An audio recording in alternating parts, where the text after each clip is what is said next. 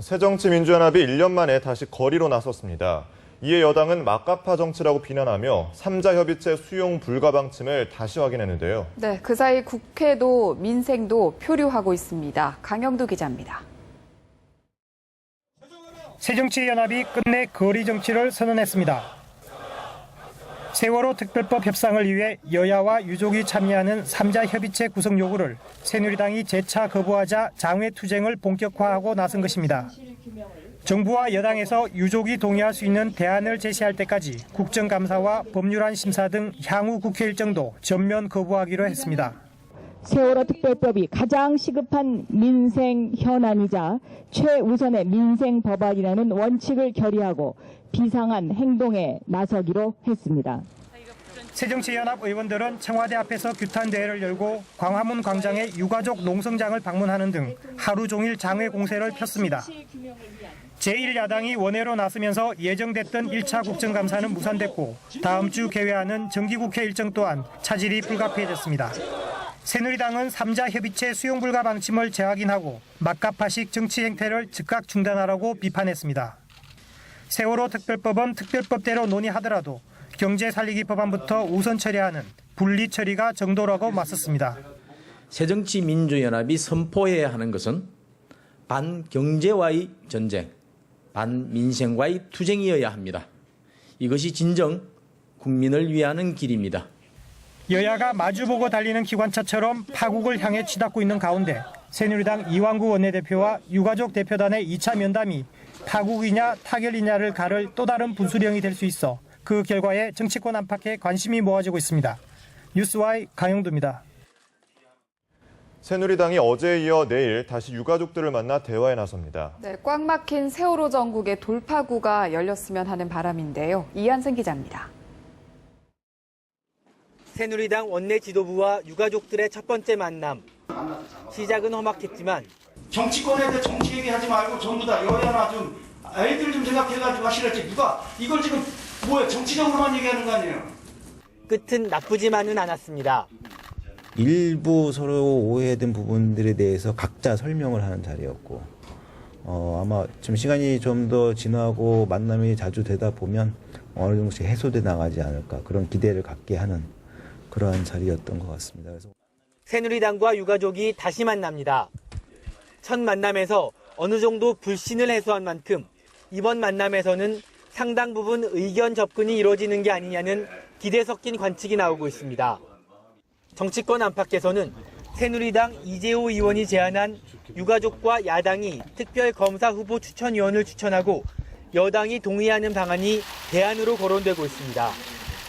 기존 합의안은 이와 정반대로 여당이 특검 후보 추천위원을 추천하고 유가족과 야당이 동의하는 방식이었습니다.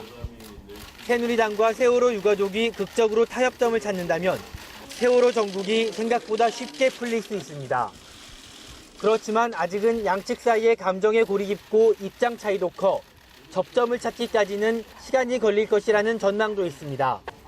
뉴스와이 이한승입니다. 천주교 서울대 교구장 염수정 추기경이 세월호 참사와 관련해 다른 사람의 아픔을 이용해서는 안 된다고 말했습니다. 염 추기경은 교황 방한 이후 기자들과 만난 자리에서 세월호 문제 해법에 대해 고통받는 사람들을 위한다면서도 자기가 그걸 이용할 수 있다면서 고통받는 사람들에게 초점을 맞춰야 한다고 답했습니다.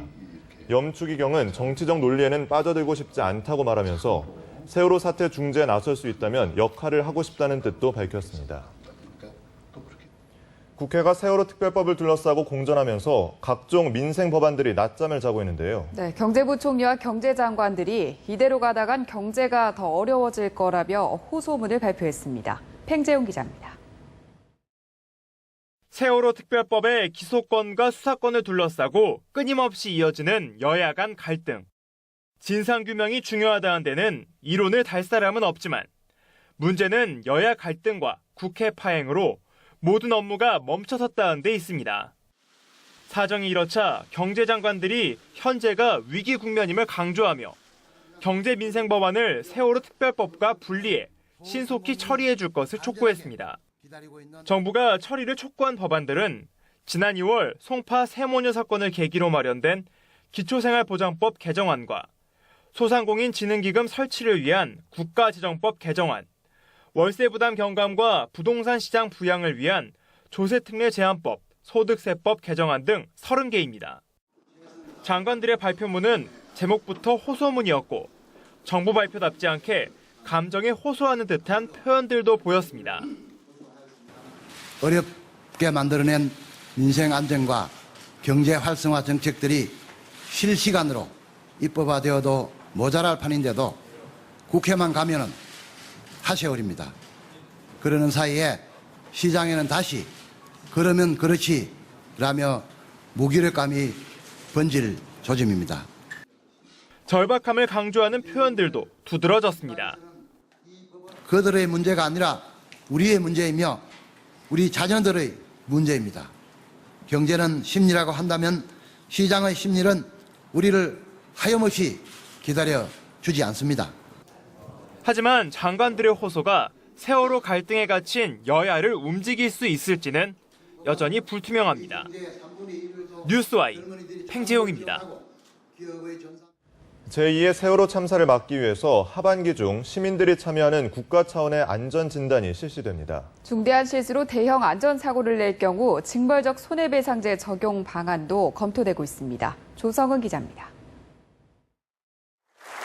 박근혜 대통령은 제5차 국민경제자문회의에서 안전과 성장의 선순환 개념을 제시했습니다. 안전대진단과 안전투자 확대, 안전산업 육성을 통해서 안전한 대한민국, 안전과 성장이 선순환하는 대한민국을 구현해야 할 것입니다. 이에 따라 하반기 중 국민 참여형 안전대진단이 추진됩니다. 국민들은 생활 속 위험 요인을 스마트폰 애플리케이션 등으로 신고할 수 있습니다. 민관합동국민안전점검단의 분석과 평가에 이어 지방자치단체와 관계기관이 현장 조사와 보수를 진행합니다. 이후 예산과 법령상 조치까지 취하는 것으로 절차가 완료됩니다.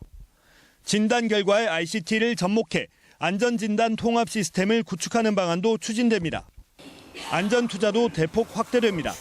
당장 급한 것은 예비비를 사용해서라도 연내에 보수, 보강에 착수하고 나머지는 내년 안전 예산을 최대한 확대해서 개선해야 합니다.